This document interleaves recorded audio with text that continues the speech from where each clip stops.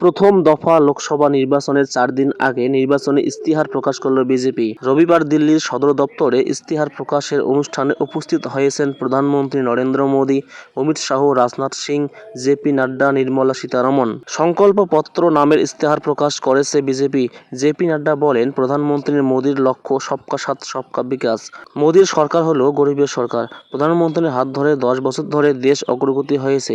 দেশের সব গ্রামে পাকা রাস্তা তৈরি হয়েছে। প্রধানমন্ত্রীর নেতৃত্বে 2 লক্ষ পঞ্চায়েত ইন্টারনেট পরিষেবায় যুক্ত হয়েছে।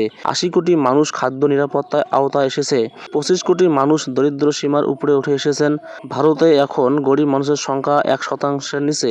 প্রধানমন্ত্রী আবাস যোজনায় দেশে 4 কোটি বাড়ি তৈরি হয়েছে। প্রধানমন্ত্রী নরেন্দ্র মোদী বলেন, আজ দেশের একাধিক রাজ্যে নতুন বছরের শুরু।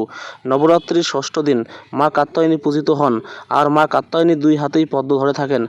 আজ আম্বেদকরের জন্মদিন। কাকতালীয়ভাবে এমন বিশেষ দিনে ইশতেহার প্রকাশ করল বিজেপি। প্রধানমন্ত্রীর প্রতিশ্রুতি, 2025 সাল জনজাতীয় গৌরব বর্ষ হিসেবে পালিত হবে।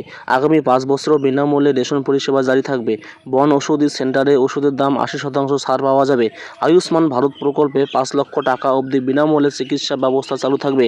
70 বছরের ঊর্ধ্বে সকল ব্যক্তিকে আয়ুষ্মান ভারতের অধীনে আনা হবে। 5 লক্ষ টাকা অবধি বিনামূল্যে চিকিৎসা পাবেন সকলেই। আরও সস্তায় পাইপলাইনের মাধ্যমে রান্নার গ্যাস পৌঁছে দেওয়া হবে। রূপান্তরকামীদের আয়ুষ্মান ভারতের অন্তর্গত করা হবে। 3 কোটি মহিলাকে লাখপতি দিদি বানানোর গ্যারান্টি।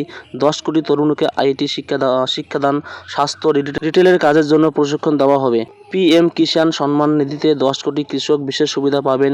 দেশকে গ্লোবাল নিউট্রিশন হাব বানানোর চেষ্টায় কাজ করা হবে।